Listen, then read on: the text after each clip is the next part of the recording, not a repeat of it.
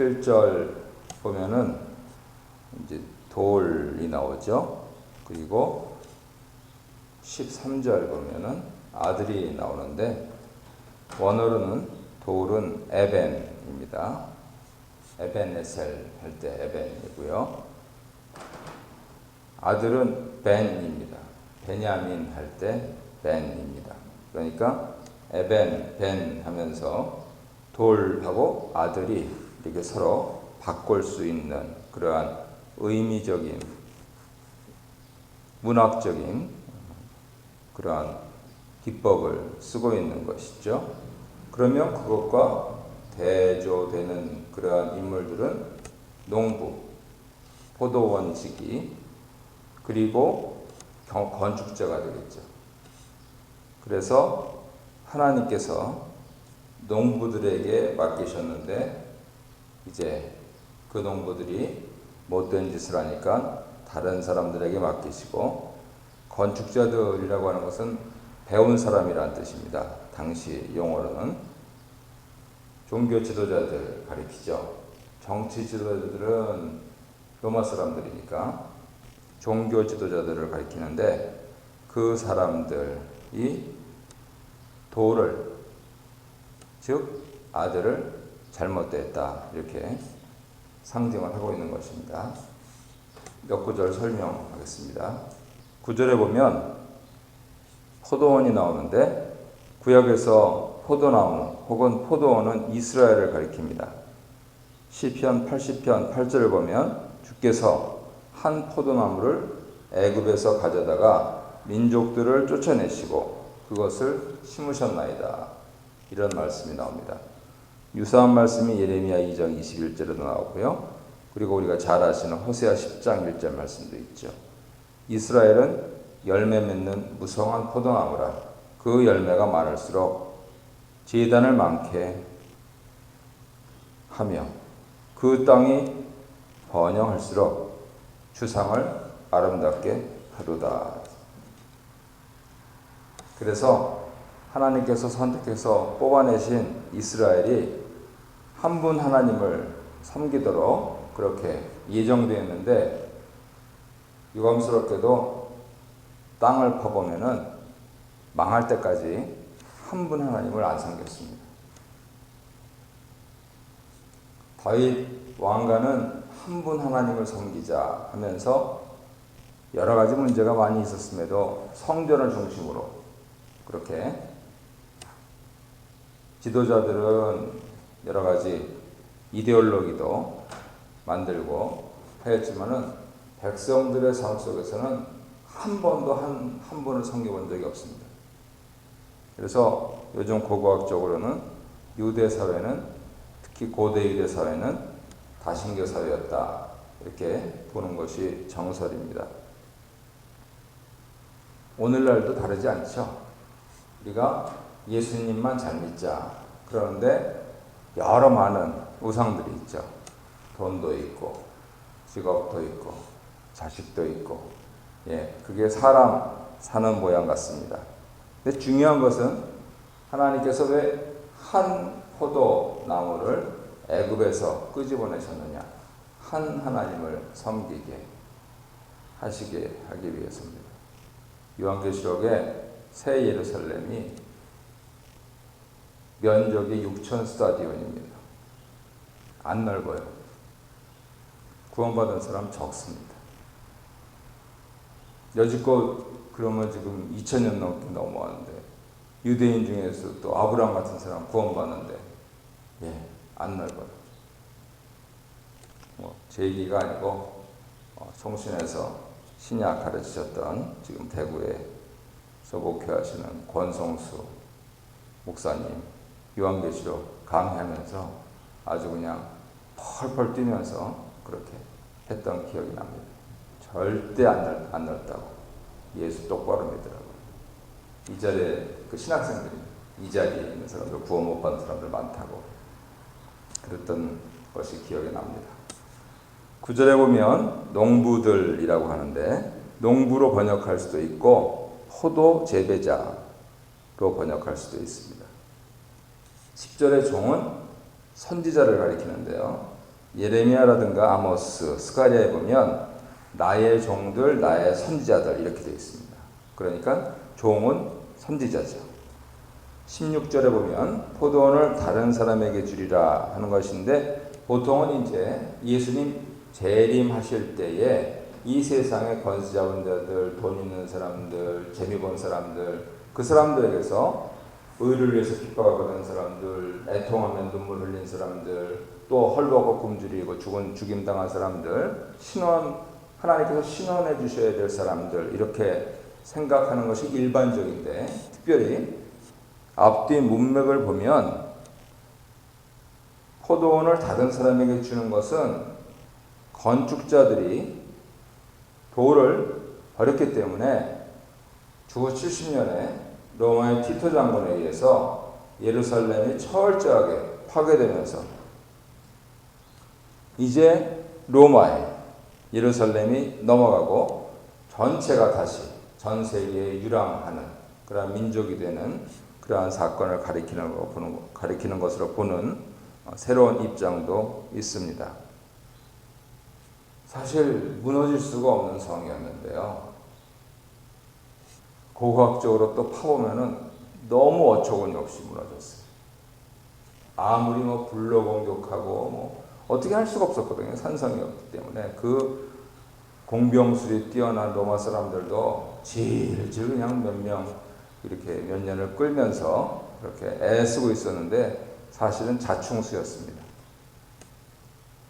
성벽 밑을 파서 도망가려던 사람들이 집안을 약하게 해가지고 그냥 한쪽 벽이 스르륵 무너져서 글로 그냥 들어간 겁니다. 어처구니가 없는 일이죠. 그러니까 우리가 울타리를 칠 때, 가정의 울타리를 칠 때, 교회 울타리를 칠 때 다 구별하기 위한 것인데, 아무리 튼튼하더라도 한쪽이 허물어지면 끝이다 하는 것을 이 위대한 산성 예루살렘 성, 그것이 주후 70년에 멸망당하는 것을 통해서 또 여실히 보여주고 있습니다. 17절에 보면 건축자 나와 있죠. 아까 말씀드린 대로 랍디문헌에서는 the learned, 배운 사람들, 유식한 사람들, 뭘 아는 사람들. 근데 이 사람들이 당시에도 건축자는 지도자들이다, 특히 종교 지도자들이다 하는 것을 알 수 있습니다. 사도 바울 시대에도 사도행전 4장 11절에 보면은 그렇게 똑같이 해석되어 있는 문맥이기 때문에요. 건축자를 요즘은 성전을 많이 건축 안 하는 것 같습니다만, 불과 몇 년 전까지만 해도 성전을 건축하는 일들이 많아서 마치 우리다라고 이렇게 생각하는데, 적어도 신약 배경에서는 그렇지가 않습니다.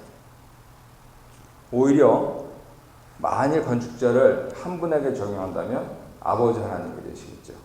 에베소서에서 사도 바울이 상징으로 그리듯이 예수님을 모퉁이돌로 하면서 빙빙 너희들이 서로 상합하고 연락하여, 옛날 성경에 이렇게 되어 있습니다. 이렇게 빙빙 돌아가면서 서로 연결지어가면서 올라가는 것. 초반에 말씀드렸듯이 6천 스타디움의 천국을 완성해 가시는 그러한 이미지. 오직 그분만 있을 뿐이지 자기네들이 여기에 있다고 여기가 뜨겁다고 그렇지 않습니다. 오히려 예수님은 당신을 돌이라고 하십니다. 그래서 18절에 보면은 이 돌 위에 떨어지는 자는 깨진다 하는 것은 철저히 다니엘서에 기반하고 있죠. 이 돌은 사람의 손이 닿지 않은 돌, 즉 하나님의 돌입니다. 그리고 하늘의 하나님이 세우실 영원한 나라를 가리키죠. 그래서 이 돌이 신상을 붙습니다. 그래서 머리는 금신상이요, 저 발은 흙까지 쭉 나와 있는 그러한 신상을 뜨이지 않은 돌이라고 해요. 그래서 뜨인 돌이라고 하는 그러한 또 고유명사도 있고요. 그래서 사람들이 손대지 아니한, 왜냐하면 옛날 구약 성경에서 하나님의 단을 쌓을 때는 정이나 돌로 쪼면 안 됩니다. 순수하고 정결하고, 그래서 사람이 손대지 아니한 그러한 것으로 하나님께서 잘 보존하시는 입장을 나타내시고 있는 것이죠.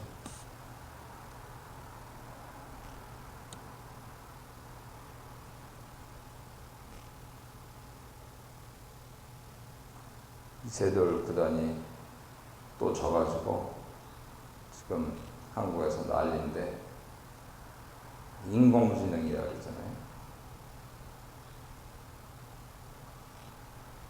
그러면 사람을 사람되게 하는 가장 근본적인 것, 그거는 무엇일까? 기독교인들은 이제 이런 부분들을 차제에 생각을 해봐야 되지. 한번 이 주말에 한번 곰곰이 묵상을 해보십시오. 사람을 사람되게 하는 것, 돌려서 쪼지 않은 것, 깎지 않은 것, 도대체 무엇일까? 당장 오늘 교회로 오면서 무엇일까 생각을 해봤을 때, 아무래도 컴퓨터가 할 수 없는 것, 그거는 경험일 것 같다 하는 생각이 들었습니다. 하나님을 믿는 경험, 배우자를 사랑하는 경험, 자식을 귀하게 여기는 경험, 또 예수님 말씀처럼 이웃을 사랑하는 경험, 이런 부분들을 잘 생각을 해보시고, 어차피 우리가 급변하는 사회에 살고 있는데 예수님께서는 그렇게 사람의 손이 닿지 않는 돌, 아들이라고 우리에게 말씀을 하시고 있습니다. 잠깐 문제 보도록 하겠습니다. 3월 둘째 주 포도원 농부의 비유입니다. 타국에 가기 전에 포도원 주인은 포도원을 어떻게 관리하기로 결정하느냐 하면 자신이 만든 포도원입니다. 창조주를 가리키시죠. 농부들에게 세로 주고 타국에 가기로 결정합니다. 이것은 예수님 권위에 대한 질문에 대한 답으로 하신 말씀이에요. 2절을 참조하시고요. 그런데 이 비유는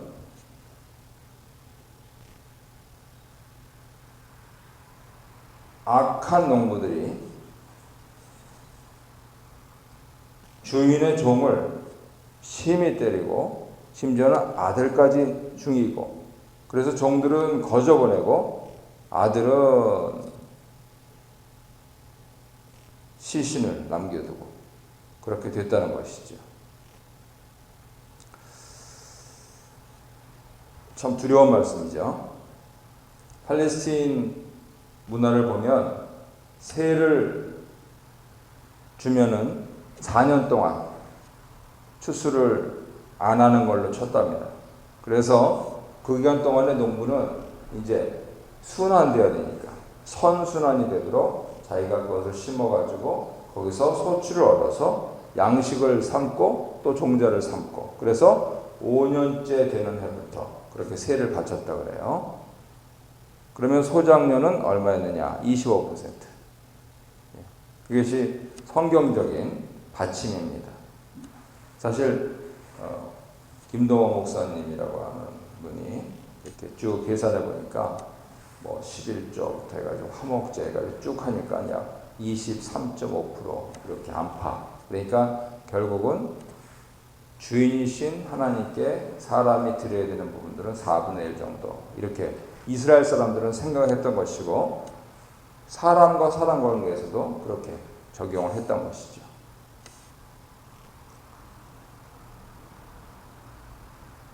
농부들이 왜 그랬을까? 그 부분들은 4년 동안에 농사를 짓다 보니까 자기 거라고 생각을 하게 된 것 같아요. 그래서 그러한 착각 속에서 이러한 잘못된 일이 나온 것 같습니다. 3번 보겠습니다. 포도원 주인은 아들을 보내면서 악한 농부들에게 기대한 것이 내 아들은 공경할 것이다 하는데 천만의 말씀.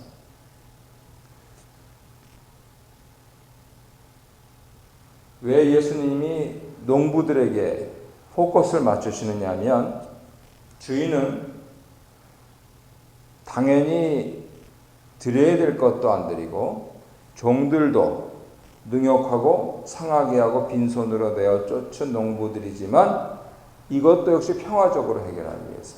그래서 우리 하나님을 평화의 왕이라고 그렇게 부르고 있는 것이죠. 그런데 그것마저도 이 사람들이 거절하고 배반했다. 이렇게 결론을 짓고 있는 것입니다. 나는 1번 보겠습니다. 우리 소명에 은혜가 임합니다. 그것은 특권이죠. 그렇다면 사명이 따릅니다. 하나님께서 농부인 나에게 주신 사명, 그것은 무엇일까? 그리고 그 사명을 감당하기 위해서 나에게 어떤 소명을 주셨는가 하는 부분들이요. 아까 처음 시간에 말씀드렸습니다만 신학교에서는 소명을 둘로 나누죠. 내적인 소명과 외적인 소명. 그러면 내가 열심히 말씀 보고 기도하고 찬양하면서 하나님께서 나를 부르심을 깨닫습니다. 그러면 내 주변에 있는 사람들, 대표적으로 가족들도 같이 부름을 받는 겁니다.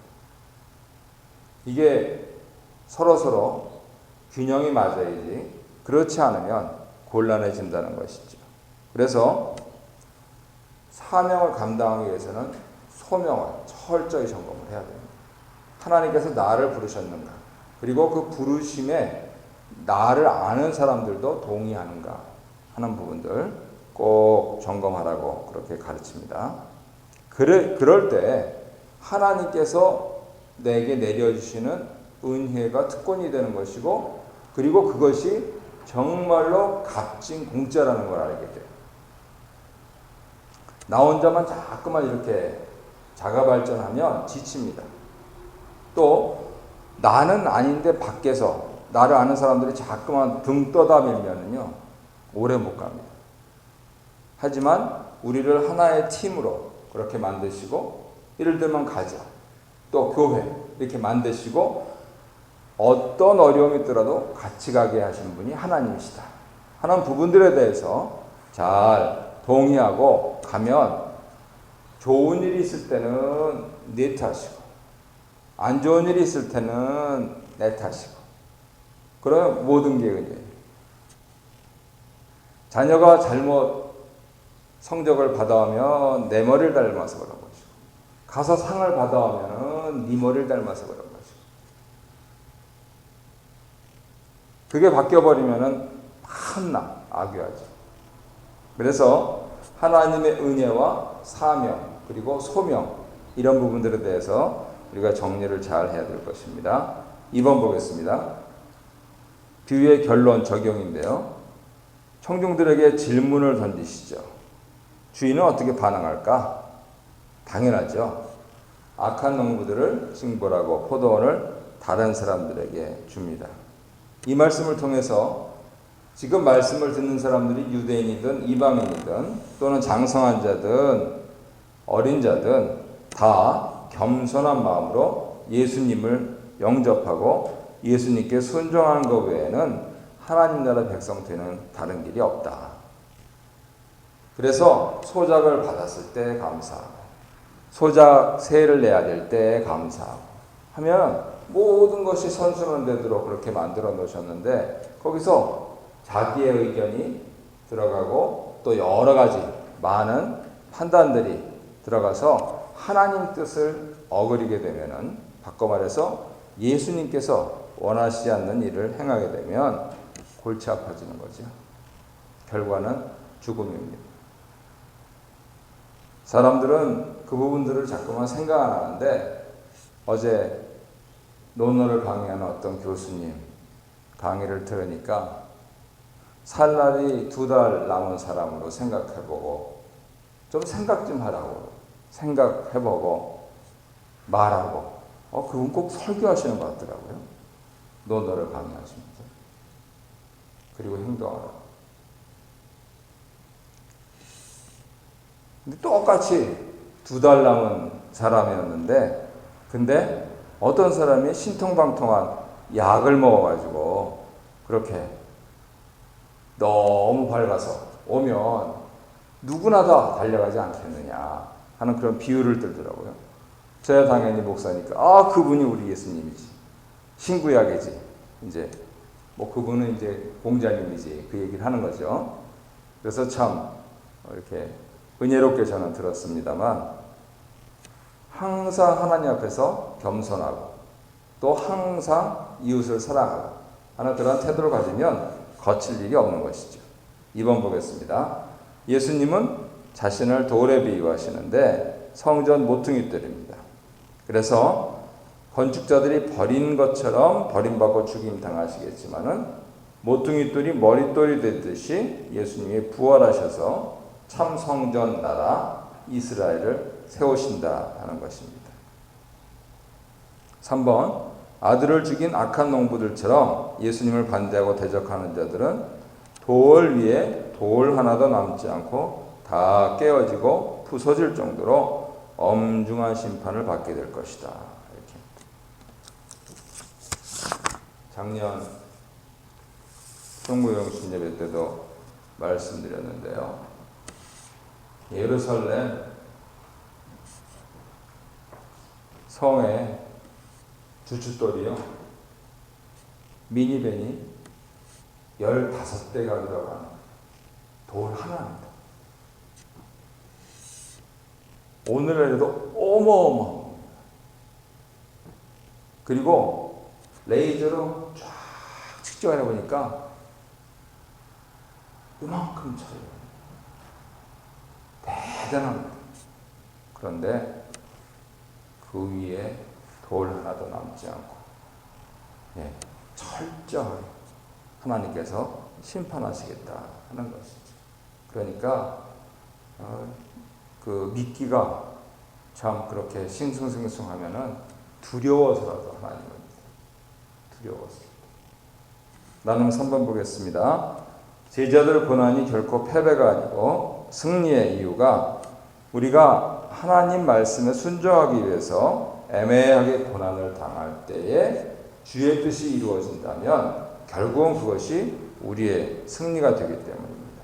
그래서 이 사순절 기간에 우리의 마음과 우리의 생각을, 우리 태도를 변화시킴으로써 우리 목조 입히는 40일도 있었죠. 권사님들은 공동체를 세우는 40일도 했습니다. 우리 습관이 바뀌기 때문에. 그래서 우리의 태도를 바꾸는 기간으로 삼으면서 그 전까지 어찌했던지 하나님께 더 순종하고 또 이웃을 사랑하는 그러한 기간으로 삼으면 기도 제목에 있는 대로 우리의 완악한 마음이 내려지고 또 난 아무것도 없다 그렇지 않습니다. 다 있습니다.